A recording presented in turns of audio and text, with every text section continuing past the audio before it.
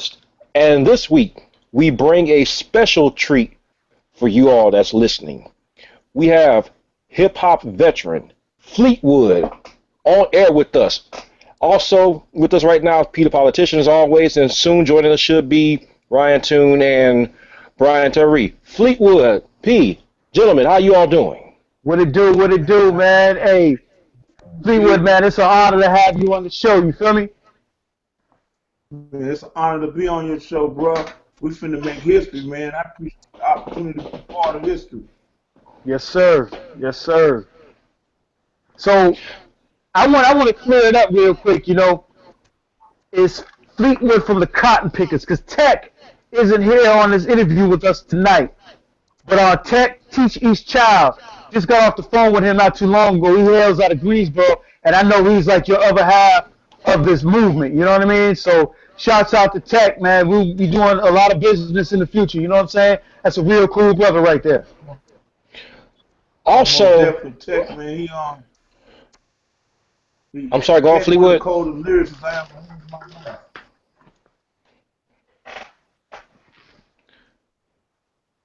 Also, for the listeners out there and the viewers, you're able to ask questions. It's a group chat going on. So if you have a question or comment, just type it in. If it pertains to the conversations going on or just general stuff you want to know about Fleetwood, feel free to chime in and ask. We'll present those on the air while we have Fleetwood with us, and he'll address those. Looking forward to it. So let's get it in, man. I mean, let's talk about exactly who Fleetwood and the Cotton Pickers are. Cotton Pickers are. Let's go ahead and just get into that for those who don't know. Well, the Cotton Pickers is a representation of our ancestors, and they rode hard for me. They rode hard for us, so I'm riding hard to represent them, and I appreciate the sacrifices they made. Through the gift God has given us to write books, to do film, documentaries, to be able to record music, I feel it's only right that we use these gifts as an opportunity to create dialogue and to attack injustice and racism. We only want to start the process to eliminate what contaminates this beautiful place that we love called America, and that's racism. And we're going to get rid of it and start the process with our music, with our films, and with our books. We're going to continue on what our ancestors did. And from the moment they speak of who we are and what we represent, they going to know why we're here and the purpose of why we're here. You know what I'm saying? So that's why the name is Cotton Pickers. It's nothing to be ashamed of. I'm proud to be a descendant of somebody who worked 12, 14, 20 hours a day sometimes, broke their back and never got paid, but they never gave up. I'm proud to be, that's a true champion right there. Yo, I'm loving that, man. I'm loving that. You feel me? Loving that. Because, I mean, here's my thing. There are a lot of artists out there who feel like they have to make music as part of a formula. They got to follow a trend. But when you out here really, really being a reporter of the streets, that's the type of stuff that I really value. And I mean, not only are you a reporter of the streets, you actually out here in the community doing stuff. You know what I'm saying? You want to tell the people a little bit about your movement you got going on?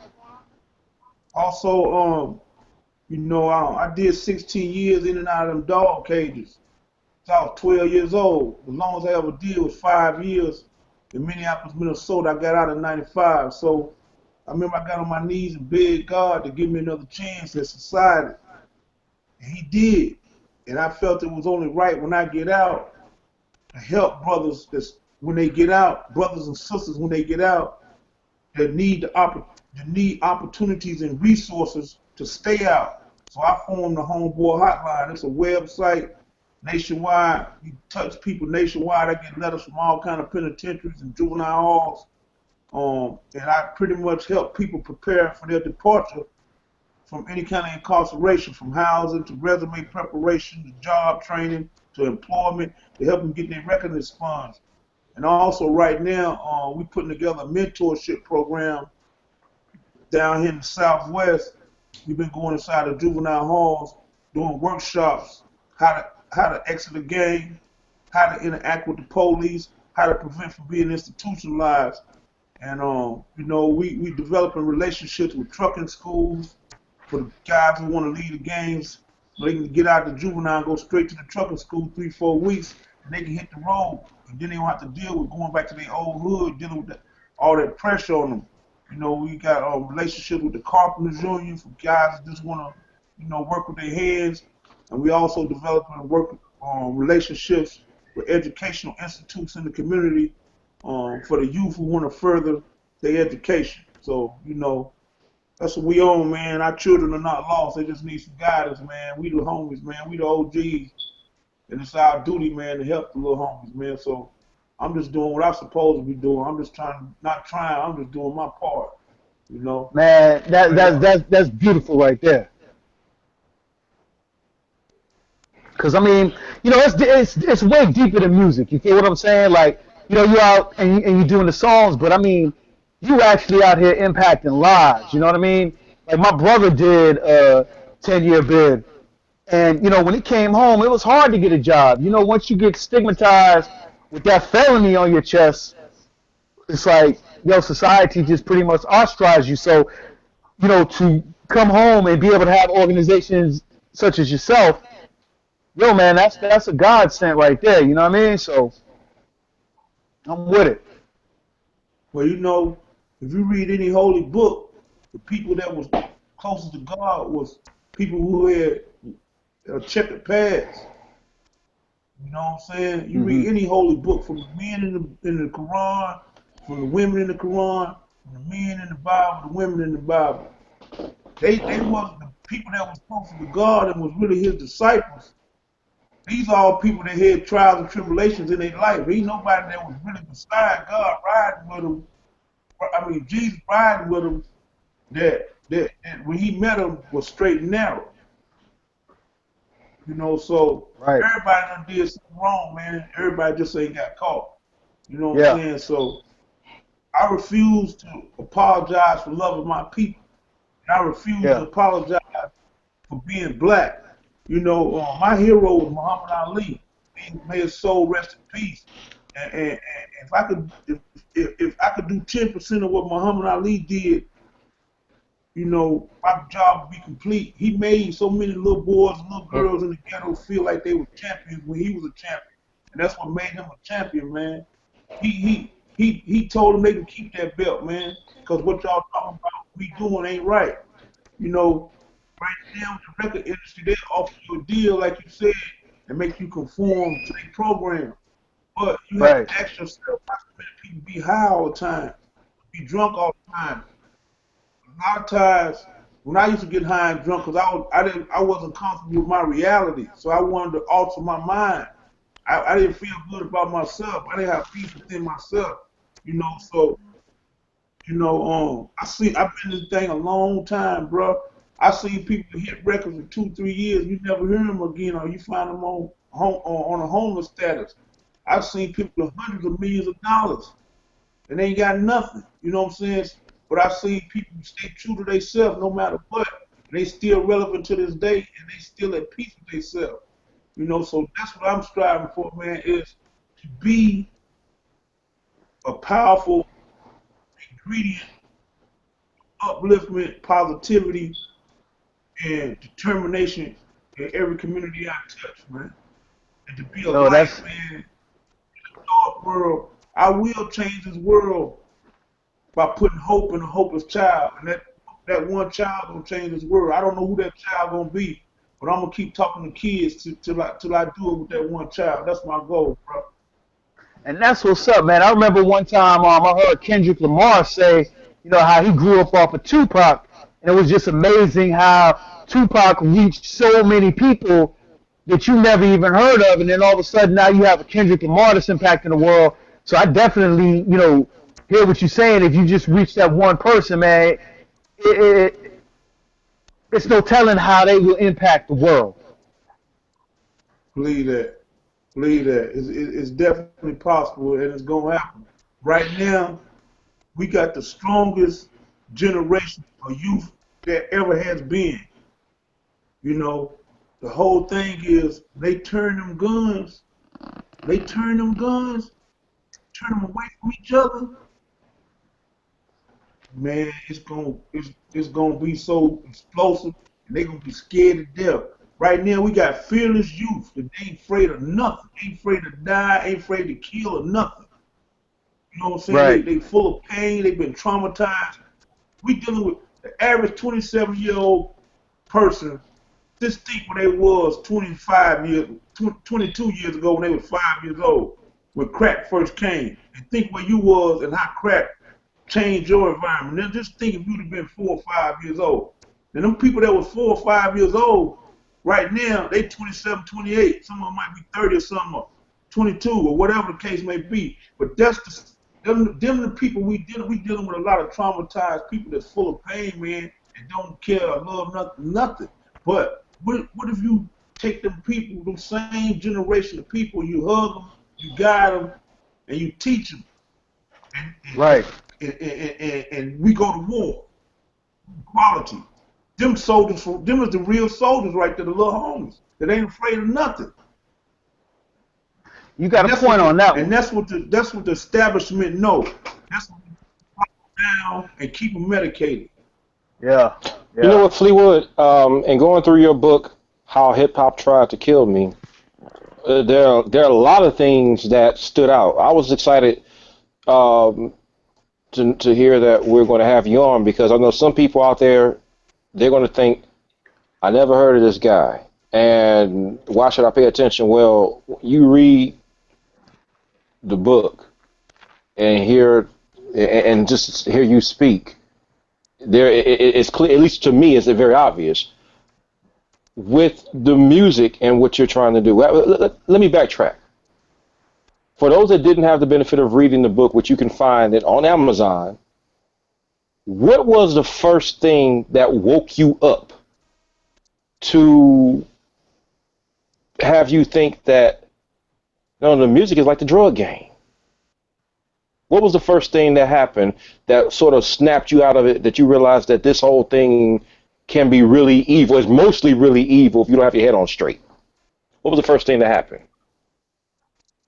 Well, the first thing that I can say that happened that made me realize that the music business was like the drug game and it was really pimping and pandering when I kept seeing untalented people be successful. And then I seen people that was the puppet masters controlling these puppets that didn't know nothing about our culture and didn't care nothing about our culture. The same ones who said it wasn't gonna last, you know. And I grew up in the Bay Area and also in North Carolina, and I remember Short and E40 and them pulling up, man, and Master P and them, RBL Posse with trunks and CDs. And really, it was cassettes then. They had Yeah. cassettes like it was rocks. You know what I'm saying? But they was controlling their own money though. It was like they had went and got a 8 piece and they broke it all down. But then was you never saw them on MTV or nothing though. The ones you saw on MTV, they wasn't pushing what E40 and Too Short, RBL Posse, Pimp C now, Goody Mob, Public Enemy. They wasn't pushing that. So they didn't get the same exposure because it's all about information, man. Information rules the world. So they don't want the youth to know certain things. They want to keep us distracted. And that's when I realized it was like the dope game. It was just like they cooked up crack cocaine so black people and brown people and people of color could have more access to this drug called cocaine that was usually a big baller, a Burberry rich man's drug. They cooked it up so you could sell it for $5 or $8 in the ghetto. You know what I'm saying? So in my opinion, they took hip hop and flooded it to the world, but they flooded it with with the people they wanted talking. And that's the same thing they did with the dope game. And the people who rebelled against them, they blackballed. Oh, They wouldn't put them on the radio. They wouldn't play their videos on MTV. And a lot of people read the title of my book and think I hate hip hop, but that's not true. The undertitle says it destroyed the person I was, but gave birth to the man I am today. For that reason, mm. I always loved. It was like it was like that song Common Sense made. My girl had ran off with a pimp nigga, and I was mad at her, man, cause hip hop raised me. But I was mad at her, yo. So You know what, Fleetwood? I relate when I hear your music. For me, I think back to when I was growing up, and I'm not ashamed to say my age. I'll be 39 next month. I think back who I used to listen to it. That my mother would be like, "Why you listening?" And she listened to him like, "Oh, it makes sense." Your music reminds me of the Ghetto Boys. Your attitude reminds me of Ghetto Boys because they had no airplay, no promo, and right, I believe they're talking about trying to do an album now. First album came out in '89. They had the whole thing where they got kicked off the label by Warner Brothers, and they ended up coming out with the same thing with the same album, but they had to go through a lot of stuff. I hear what you're right, saying, and they talked about a lot of political stuff. You in your right. songs, you would use language that some people who are not of color would be like, "What did he just say?" Just like the Ghetto Boys. Most I definitely. understand. I understand your conscious message, but I admire and applaud you for going in the direction of being bold to of doing that. Because to me, it's saying that, hey, I don't care about the money. I care about the message. What would you say to artists out here that are teetering between selling out for cash and censoring their message? What would you want to say to them right now? Because you're right. There's too much crap out here in hip hop. If you trying to cater to what you think people gonna buy, and if you ain't being true to yourself, think about the person 5 years ago who had the #1 hit record. Go look 5 years ago at the top 10 people who had the top records.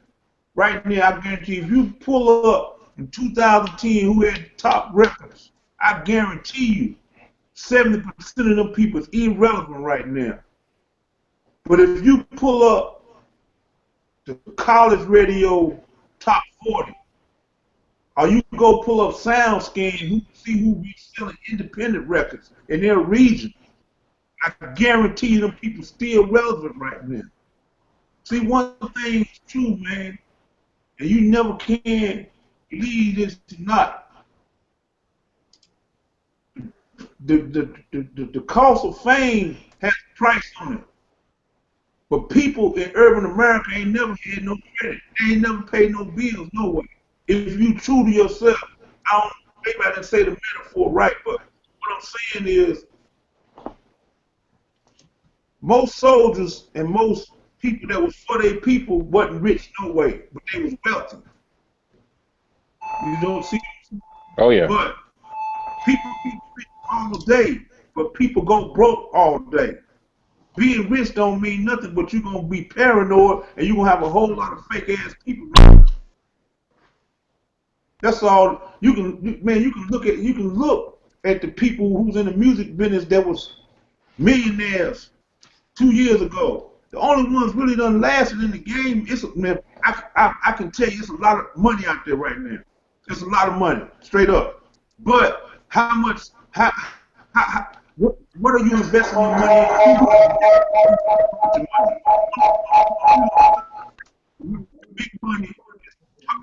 Big money.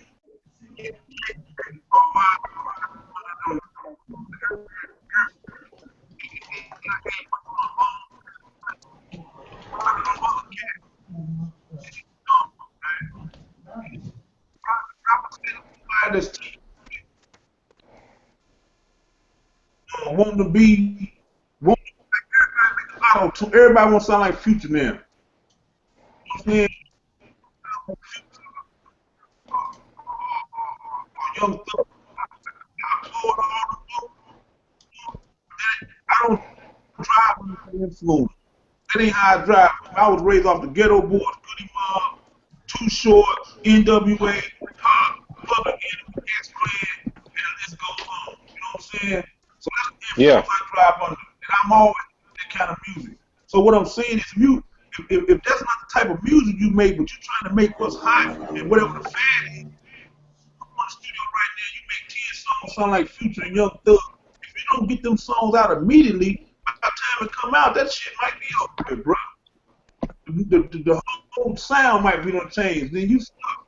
And then the other thing is, if you're not making music from your soul and from your heart, 9 times out of 10 you're gonna be a one-hit wonder. Because it's gonna be hard to keep being a fake. The best thing you can do in life is you. It's easy to do you. But when you try to duplicate somebody else, man, you're gonna run out of gas every time, man. So to go back to your question, anybody that's teaching from that situation, do you, man. That's the best thing you can do is do you. Don't try to be Lil Wayne. Don't try to be Thugger. Don't try to be Scarface. Don't try to be Dre. Don't try to be Snoop. Be you, man. And the world gonna recognize who you are, man. I'm telling you, Eminem showed the world that, man. Gucci Man showed the world that, man. Do you. You know what I'm saying? That's the best thing I can tell somebody. Do you, man. Man, you know what, Fleetwood? That is for someone who's been up and down the road. That man, you answered the question in the first couple sentences. I just love hearing you talk about it because there seems to be, especially in minority communities, there seems to be a lack of identity. Really, just in hip hop and music, period, to where you just cover as you so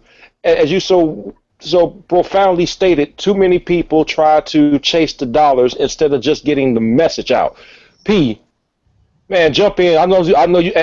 Welcome, Brian. Brian has joined us. Sure, you two gentlemen have some questions, some additional questions for Fleetwood. I'm just somebody who's been in the game a long time, just told the truth. What y'all got to say about it? Well, I just want to say, man, this is a beautiful conversation. This is the type of conversation that needs to be had when we talking hip hop. You feel what I'm saying? And just to piggyback off of what you just said, you got artists out here with no identity trying to hop on to the next fad or whatever. They end up being one-hit wonders. Nobody being true to themselves, man. So, you perfectly said that, man. This is a large conversation. This is a conversation that needs to be put on a larger scale.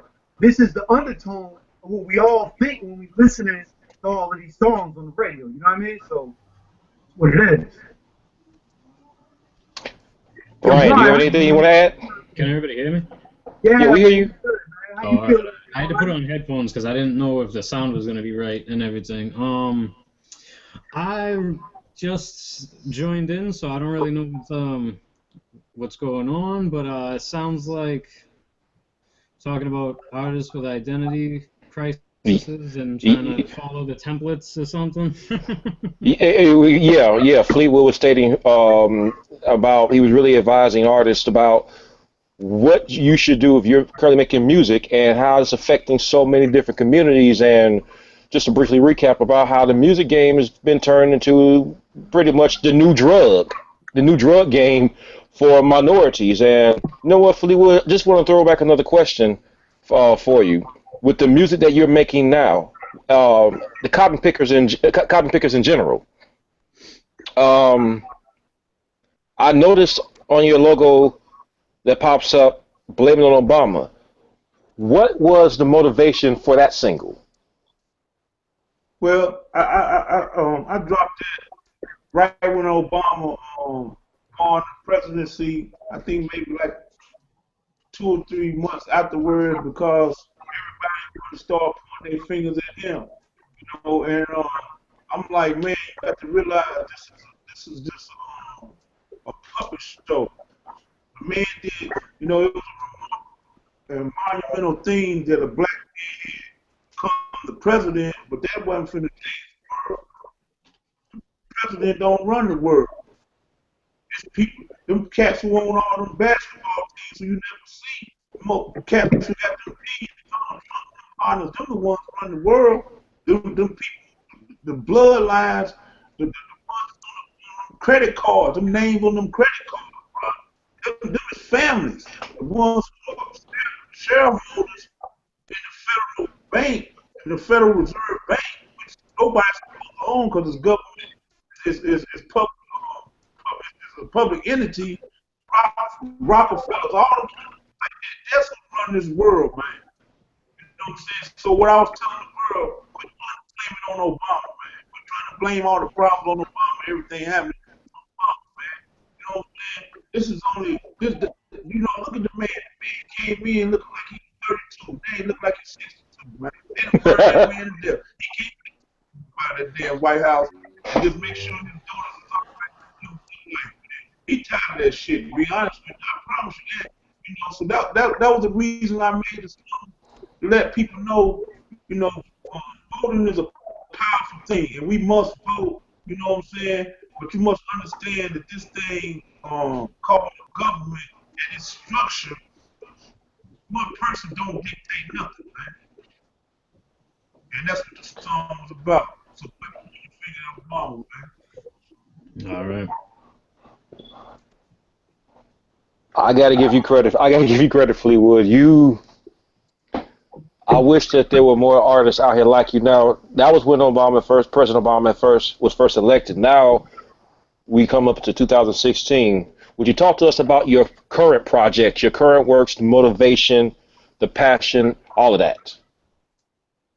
But right now we're working on the new documentary film. So the Cotton Pickers is a film series that we cover different elements of sharecropping, visually and with a soundtrack every year. The first year we came out with the Cotton Pickers documentary, and it was about a man picked cotton for 18 years in Alabama. He never got paid, and he migrated to Oakland, California. It's basically based on why blacks left the South during the sharecropping era. In the Con game called. This year we embarked on the topic of 48% of music. So we have a documentary called Gimme Mine, and they edited it right now. And that documentary is basically why exactly did Abraham Lincoln get killed? What was the purpose of the Civil War? What was the powerful ingredients that the Buffalo soldiers, the black soldiers, played in the Civil War? Who implemented the fact that Mueller supposed to be given, and why did they remove that? And then the final question is why have we never received that statement of America has done things in different cultures? You know, like the Jewish people, they receive reparations. Not the police people, they receive reparations. So why is it that when the crime ever committed with slavery and we never receive reparations?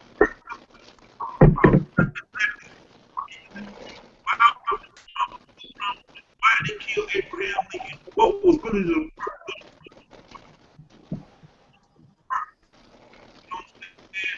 that's what that's about right there. That'll be out hopefully in the July and also apparently right now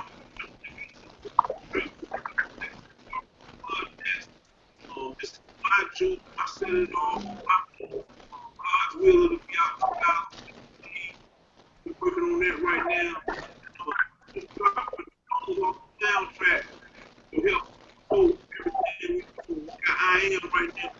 People style on it. Right now, just talking on black life. Actually, justice coming out next month. Public Enemy, RPX, Trade Defense, CEO, development, and it goes on, you know. Part of the big part of that right there. That's what we doing, man, and we can use that. Hey, Fleetwood, I'm sorry to interrupt you. We having a hard time hearing you right now. Can you hear us all right? I didn't hear what you said. I'm sorry, we having a hard time hearing you. Your voice keeps breaking in and out. Say it again, sir. Your voice was in and out. Yeah, it's the same on our end. Yeah. Brian, you sound all right. Yeah, I can hear you. All right. Hey, Fleetwood, can you come a little bit closer to your microphone on the phone? All right, is that cool now? Yeah, that works out perfectly. Okay. Or if you got a pair of headphones, that works fine too. Yeah, I got my headphones on so that I could hear and speak a little clearer, or it might be some background resonance. And can I say something else right quick? Yes, sir. Yeah. Whatever you like. I want to say something right quick. And it ruffles people's feathers, but I want them to know why I choose feathers. I use the word cracker a lot in my music. Why? Because cracker was the person who used to whip slaves on the back, and the whip made a cracking sound. When the slaves here Hey, step a little bit closer to the mic on your phone. I think he's got bad reception. Okay. Can you hear me? When you're close to the phone, we can hear you. When you back off, we can't quite hear you. Okay, okay. The speaker on the back of my phone, that's what the problem is. Can you hear me now? Okay. Yeah. But you were elaborating on the word cracker. I'm Can listening. y'all hear me now? Oh, that's loud and clear, brother. See, a lot of people don't know what that means. A lot of people, they think the reference goes to saltines, you know what I'm saying? But there's a real, The thing about it is describes a racist person. Yeah.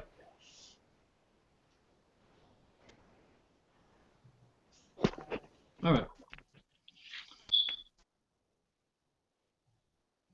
Technical difficulties.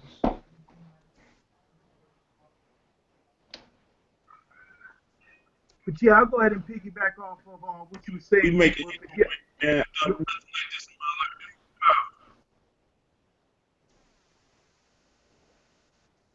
Go on, P.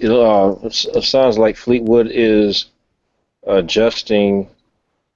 Hold on, it looks like we got Tech Teach Each Child in the building. What's good, Tech? He's the other half of the cotton pick.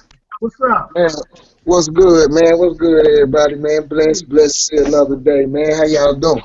What's going on, brother? Maintaining, man. Fleetwood, we're not trying to cut you off or anything like that. We just having a little technical difficulties hearing you. But I want to go ahead and introduce Tech. He's the other half of the cotton pick. Man, So ready. why don't you introduce yourself and let the world know exactly who you are.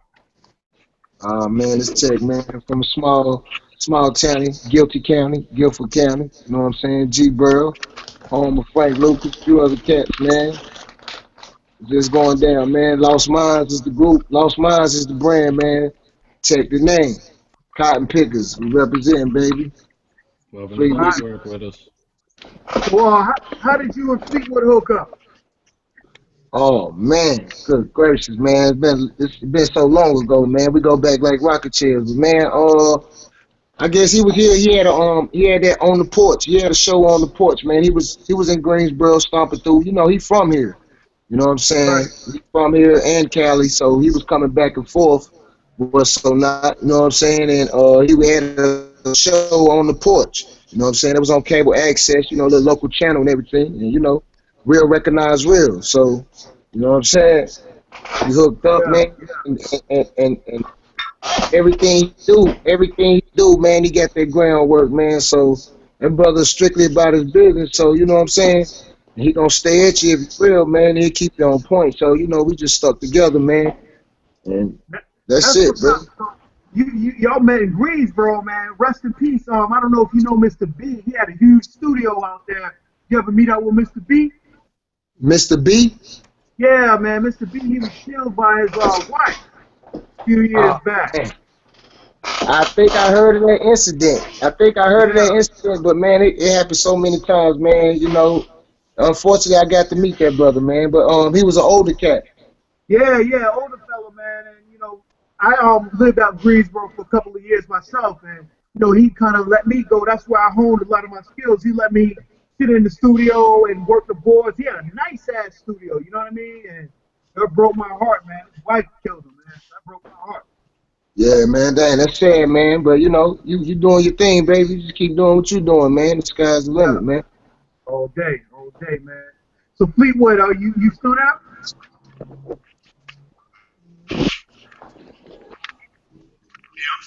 Can y'all hear me? Yeah, hey, Fleetwood. hey, you have a pair of headphones? Who, me? Uh, Me? No, I'm No, talking no Yeah, Fleetwood. Fleetwood. Fleetwood, if you Oh, got a pair of headphones, plug it into your phone, and I think that will do the job because we having a really hard time hearing okay, yeah, I hold think, on. you. Yeah. So, talk to us about some of these joints y'all got. You feel what I'm saying?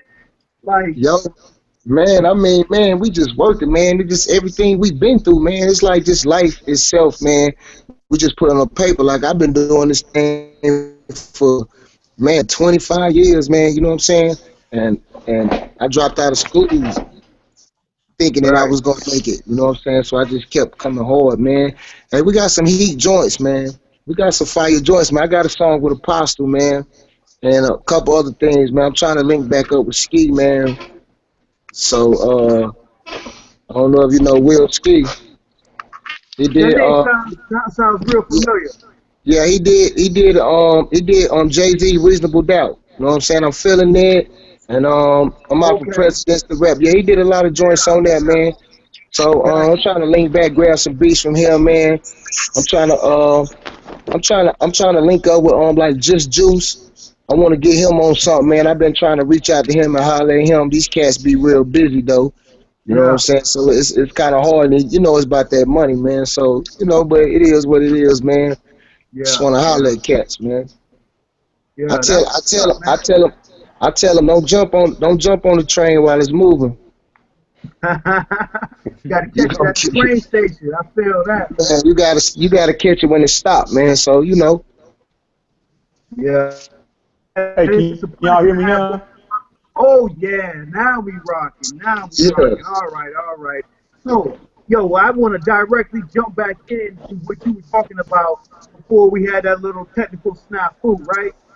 And you was talking about the word cracker because you use that word in some of your music. You know what I mean? And like you were explaining to the audience that back in slavery time, the person that used to actually whip the crack, or I'm sorry, crack the whip, that's where the word cracker derived from. So it's not necessarily a racist comment, but it's just actually what they would call the person that was cracking the whip. So I Exactly. want you to finish elaborating on that. So what I was saying was, any person that carry themselves in that manner, in that demeanor, then that's the description of it. This ain't a black thing, this ain't a white thing, it's a right thing and a wrong thing.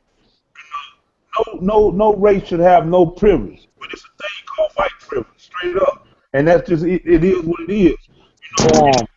When you're a white person, either you look at slavery as that was wrong, and you feel bad about it, and you try to use your position to make this world a better place, or you feel as though there wasn't nothing wrong with slavery, and ain't nothing wrong with and all the opportunities in this world are equal. You know what I'm saying? And if that's the way you look at it, then in my opinion, you're racist. You're racist as hell, and you're a damn cracker.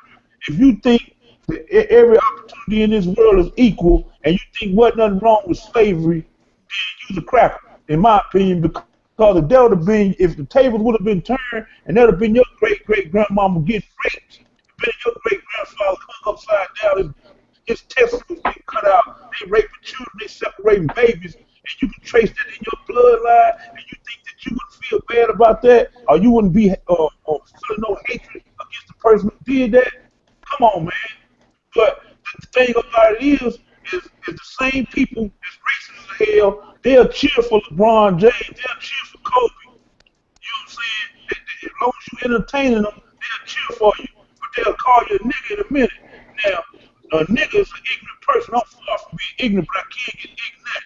So I think everybody should have an equal opportunity to use the word cracker and understand what cracker means. Now, being a cracker don't make you white, black, or nothing. It just means that you're a racist ass person and you feel as though that your race is better than any other race, and you feel ain't nothing wrong with being with slavery, and wasn't nothing wrong with it, and you feel as though every opportunity in this world is equal. And that, in my opinion, that's what a cracker is, man. You know, that's And you can see TV shows all on TV. They'll say, nigga, blatant as hell. You got little white kids, yellow kids, blue kids, polka dot, everybody in their mama. So what's up, my nigga? Hey, nigga, please. Everybody use the word nigga. But if you say cracker, then it's a problem. Come on, man. And cracker is defining a person. So why is it a problem if you put a label on an evil person? So that just shows the type of world that we living in, man.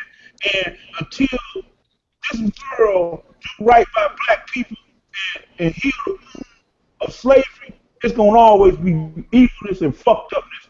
Right now, the brand new dope fiend, believe it or not, in the ghetto is a white child, a white privileged child. They are on Oxycontin, codeine, on Percocets, and every other drug, and they end up on heroin. And most of them come from rich families. They start stealing pills out the goddamn medicine cabinet. Their mama and auntie them out. They end up can't find no pills. They go to the hood and buy some heroin. It's all going on all over America. Now the tables have turned. yo, man, that's what it is. You know what I'm saying? It's deep. It's deep. It's real deep. And I just want to say this right quick because I get passionate when I talk. I am not a voicemail of hate. I am not a voicemail of hate. I am a messenger of the truth. I got homies that's white that I go to war for. I tear somebody's head off about them. I got homies that's Chinese, Filipino, Latino, we soldiers. All we want to do is have children have an equal opportunity in housing, education, and opportunity to have this American dream, man. Children. You know what I'm saying? A child don't become a racist until he is taught that in his household. A child only act outside of his household what he taught in his household. You know what I'm saying? So, you know, it is what it is and it ain't what it ain't, man. People don't want to hear the truth, man. But the truth is, and no race should have no privilege in this world because we all are God's children. We all God's children. And they cannot deny the fact. If you look into any holy book, the first land that they was talking about in the Genesis was the land of Cush. It's in Genesis. That's in Ethiopia. That's in Africa, bro. You feel what I'm saying? When they describe who Jesus was, Jesus is described as a man with black characteristics. They know ifs, ands, or buts about it. So Fleetwood. you know, it is what it is, man. We've been through so much, man, and we still here, man. We are still. So my thing is to use this gift God has given me to enlighten our youth. I want them to ask me why I use the word cotton pickers, why I use the word crackers. It's an attention grabber. So I over talk about, but Get you your know, I get hyped, man. I get juiced about it, man, because I love my people, man, and I ain't Hey, apologizing man, for it. I'm gonna say like this, man. You shouldn't apologize for it. You know what I mean? No. That's Like real, man. whatever you I'm like, passionate about, man, you got to get it out. You know, I'm gonna never tell a person to dumb down their passion for anything. You know what I mean? So that's what it is. yeah. And I say, man, we get caught up in that dang on English language. You know what I'm saying? Like, you know, we go way back, man. And you say, what's that flying right there? That's a bird, whatever. Okay, that's in the West. So that's the English language. Like, that ain't really what that is. You know what I'm saying? Like KRS-One would say, man, that ain't really what that is. You know what I'm saying? So we would just can't. We would just it was things was instilled in us, put in us. So we kind of, you know what I'm saying. But these cotton pickers, man, we bringing the roots back, picking cotton, man. What went on in Greensboro, 1960. You know what I'm saying? The city when them four brothers came from A&T. You know what I'm saying? They had their receipts and everything, but you know when they tried to sit down and eat, they wouldn't get fed. They wouldn't feed them. So that was a big movement down here. You know what I'm saying? And it just it's crazy, man. The Fleetwood, bro. I like how he get deep in that passion, but he mean it, man. And he, you know, it's a lot of people out here say things, but then it's a lot of people out here mean what they say. You know what I'm saying? Absolutely. Oh, absolutely. You could So take you could take their word and you could take their word to the bank and cash it in. You know what I'm saying? If you say, "Yo, it's a fire around there, don't go around that corner." See, your peers and your friends ain't gonna tell you that because they don't want to see you better than them. You know what I'm saying? So, like Fleetwood always say, your friends gotta be. You want your friends smarter than you. You know what I'm saying? Because you're gonna be like what you be around. So you just try to put yourself around positive people, man, and then you keep your heart pure. You know what I'm saying? And things just start going good for you, man, and everything will work out because God looking at your heart. So yes, yes, indeed. Where can the public find your music and learn more about you all? Chad, go ahead, holler. Let them know they can find a teacher's child, and uh chime in. me, man, like me, I really did music for the love of it. You know what I'm saying? Not really making money. I got a CD, a full album here that I ain't really put out yet, but I got a couple songs, you know what I'm saying, on YouTube, and I got a I'm actually about to I got a SoundCloud, SoundClick, and the Reverb page coming up. I got somebody working on that for me, so I'm really getting into it. So I've been that undiscovered talent that ain't been discovered yet. You know what I'm saying? I just been out here grinding, but you could just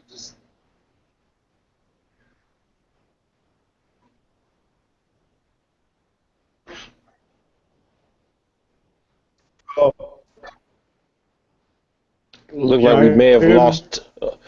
We hear you, Fleetwood. Not sure. I think we may have lost tech. Okay. Hey, right quick. So I just want to the gentleman Brian. Um, I just want to get some feedback on him from him. Like, what do you feel, sir? Because, like I said, I ain't out there to offend nobody, man. You know, I'm a smell of truth, not Nah, a message of hate. So don't even worry about I none of that. know I mean, everything I just said, and how you feel about what I mean. I know you seem like you be around brothers or something, you know. So how is it for you coming up, and how do you feel about what I just said? Is my question. well, I come from Lowell, Massachusetts. It's a very diverse city. A lot of white people, black people, Asian of all kinds of Asian, all kinds of Spanish. Very high heroin content. There's like heroin all over the place, like you were saying. That heroin's in the inner city of my city, and in the suburbs is all that OxyContin and the pills that that's the prescription that gets people drawn into the city.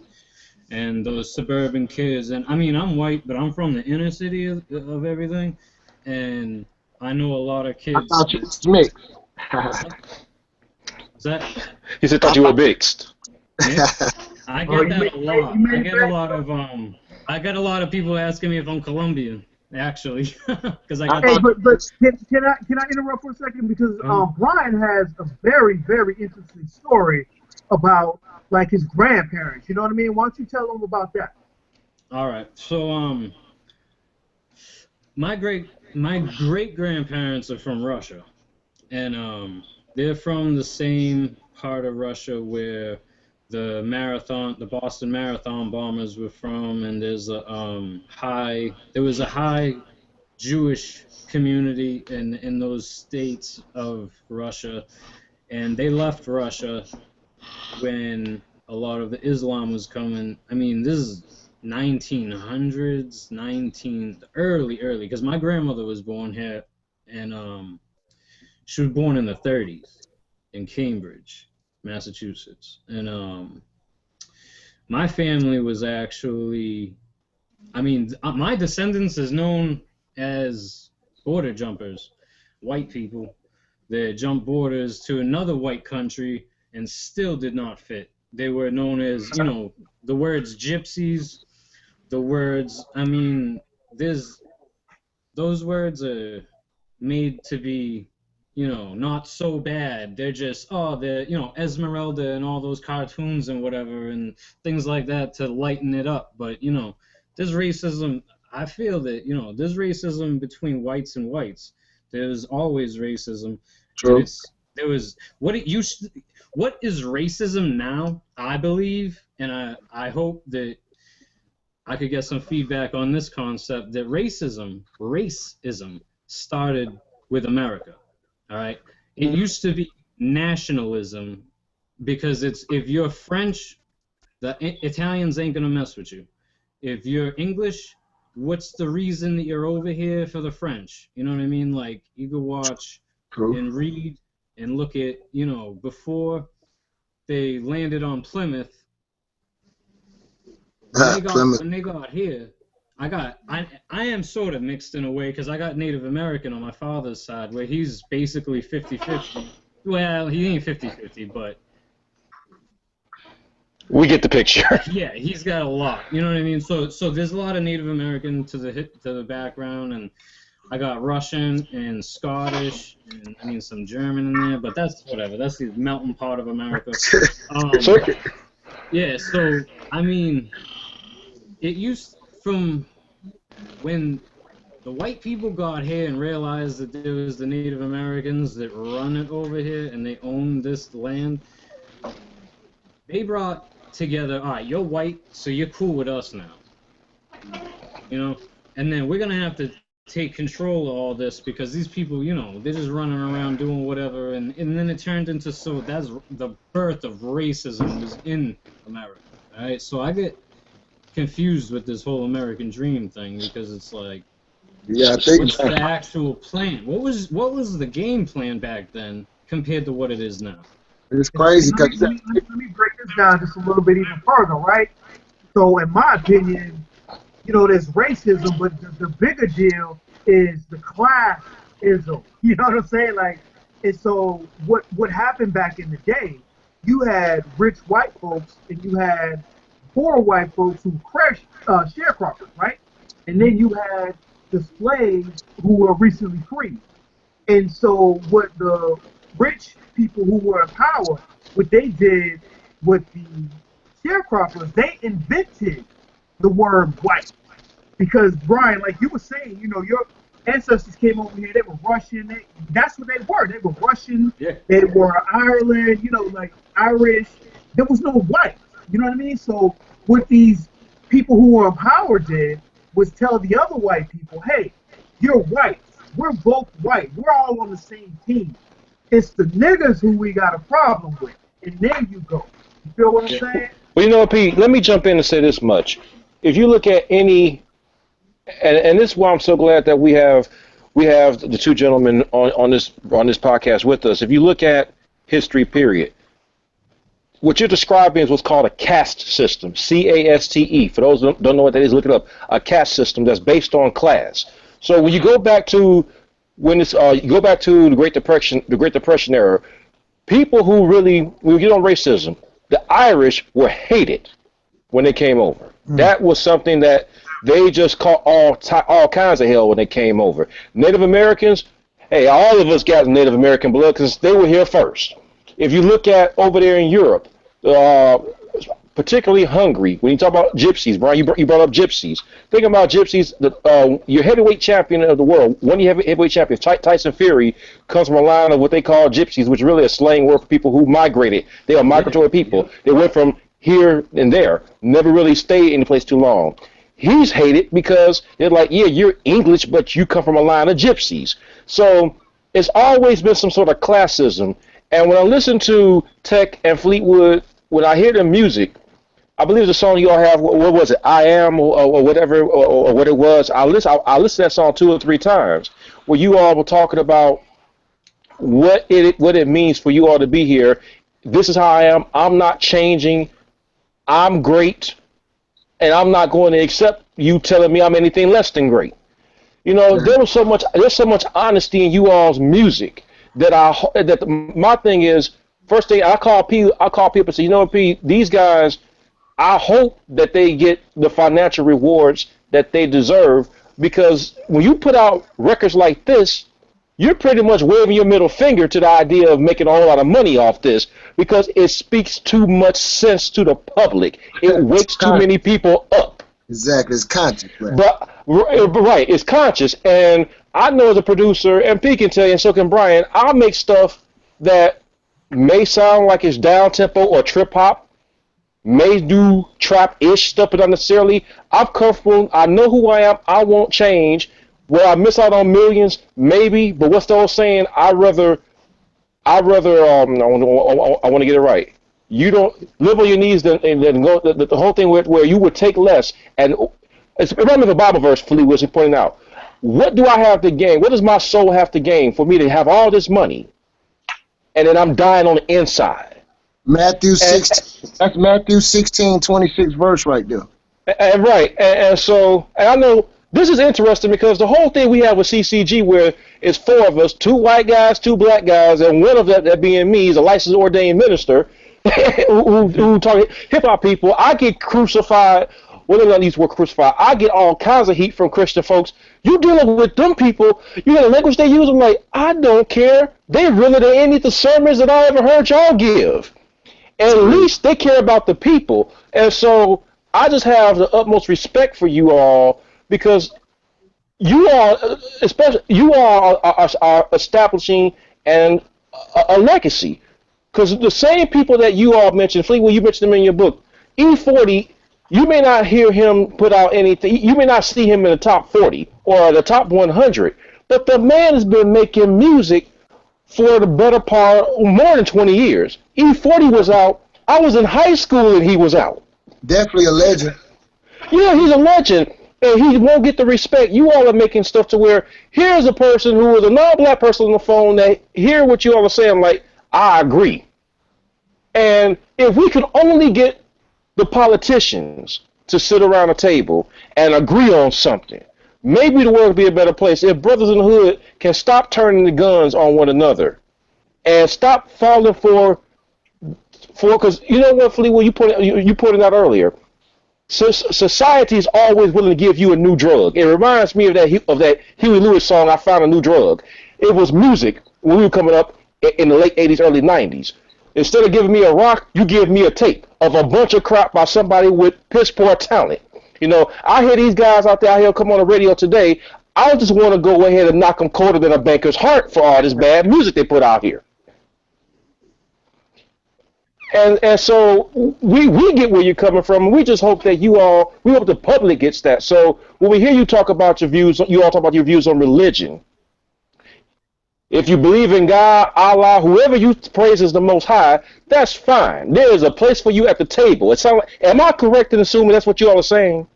Yes, sir. You're doing the right thing. And I just talked to her. Oh, go ahead, Fleetwood. I'm sorry. My thing is, I tell the youth, ain't nobody perfect but a hypocrite. You know, it's easy to be Christian in church. It's all about when you leave church. What do you do with what you was taught? That message you was taught, and how you carry yourself in public. You know, everything the light will come in the dark. Some of the freakiest lobsters is in church. And some of the most dope out, dirty, greasy, you know, church is a place where people try to take advantage and hide. You know what's really going on with them. But God, the relationship with God and how you share His Spirit with people and lead people to Him is what He asks you to do. And my mama told me something I never forget. She said, when you read the Bible, God is talking to you, and when you pray, you talking to God. So always keep that conversation going. Don't worry about what nobody else thinks. And that's what I tell the youth, man. Ain't nobody perfect but a hypocrite. You see what I'm saying? And the main thing is to believe in something that you don't see, because what you see, it ain't good. It ain't 9 times out of 10, it ain't cool. You know what I'm saying? So I remind him of Saul. He did everything he could to lead people away from God. And then